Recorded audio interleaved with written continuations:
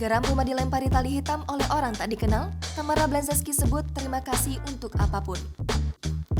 Tamara Blazevsky mengungkapkan kekesalannya pada pihak tak bertanggung jawab yang telah melempar benda-benda tak berguna ke dalam rumahnya. Seperti diketahui, kini ia sudah memutuskan untuk hijrah ke Bali dan membuka usaha di sana. Akan tetapi, kehidupannya di Bali pun bukannya tanpa masalah. Dilansir dari akun Instagram resminya, @Tamara Blazevsky Official pada Senin 30 Mei kemarin, Ibunda Tengku Rasya ini menceritakan kejadian tidak menyenangkan yang dialaminya. Lewat caption yang cukup panjang, ia mengatakan bahwa di depan pintu masuk rumahnya selalu dilempari benda-benda absurd oleh orang tak dikenal. Ia pun memohon untuk orang jahil tersebut untuk membuang sampah di tempat yang telah disediakan. Ia juga mengeluhkan bahwa pintu masuk rumahnya bukanlah tempat sampah. Tamara menuliskan caption tersebut dalam foto tali hitam yang bentuknya memang tak beraturan.